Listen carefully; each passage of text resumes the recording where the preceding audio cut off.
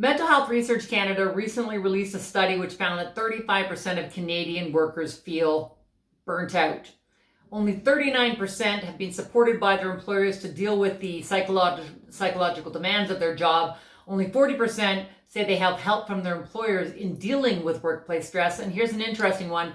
Only 4% have workplace policies that have adapted with the new COVID-19 mental health supports. And let me tell you, there are a lot of supports out there.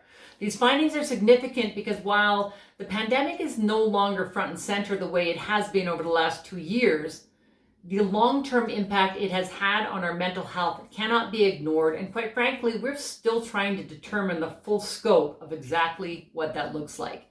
Hey, Michelle Cederberg here, wondering what you're doing to take care of yourself and your work team during these interesting times. People are stressed. People are burnt out, they're disengaged, and in the workplace, whatever that looks like now, they're looking to managers and leaders to get support.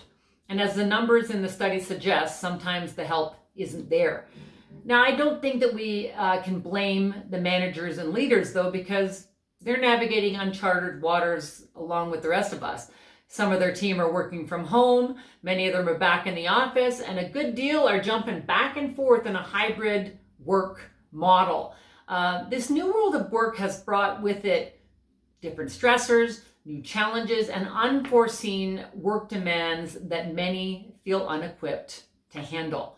So, in the weeks ahead, I'm going to share some of the research that I've been doing with the chaos on my desk around stress and burnout. And I'm going to tackle questions like, what's the definition of burnout and how has COVID changed that? We're going to talk about that today. Are stress and burnout the same?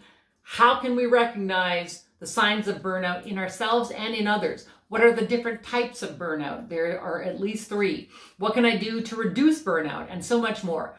And with that, I will say, if you have questions around stress or burnout that you want me to address, then direct message me, leave a comment in below, and I will do my best to tackle the topic. Because burnout is not a fun topic, but it's an important one, so I hope that you'll tune in. I'll be posting videos on my YouTube channel and on my Instagram, plus I'll be posting the transcripts to my blog. Today, to kick off the conversation, I want to share an eye-opening definition of burnout that I read in Psychology Today. And at the end, I'm going to share a great free resource to help you lead better in a hybrid world.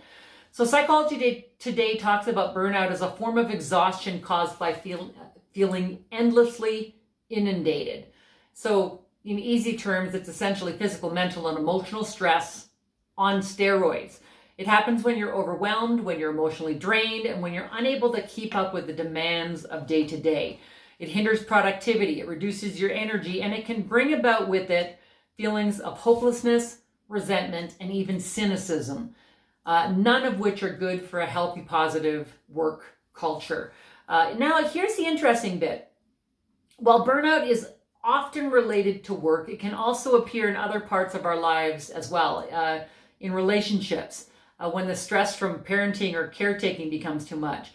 And even as a result of 2 years of pandemic pivoting with all the highs and lows and stresses and questions and heartbreaks and hard times, we can't underestimate the impact that it is having on our mental health.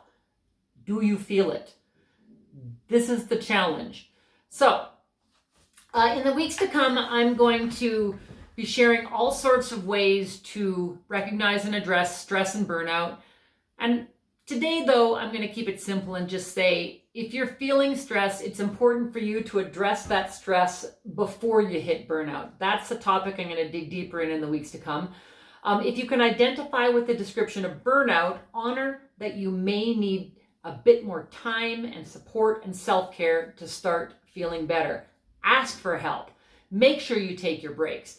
Do something every day just for you. It could be a walk or a nap or a nice meal or time with a friend. And when all else fails, just breathe and remind yourself that it's okay to put yourself first, because it's okay to put yourself first. And go to my blog. If you're on Instagram, it's going to be in the link tree in the bio. If it's on YouTube, it'll be down below in the notes. You will find a link for the blog, and you can go there to get a link to download the Manager's Toolkit, which is a free resource developed by the Mental Health Commission of Canada. And if I didn't already say it, go to that website and explore all the other fabulous supports and resources. It really is a great tool, great resource.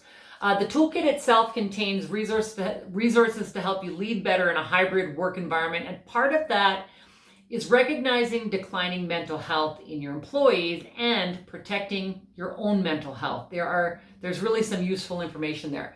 And just join me on Instagram.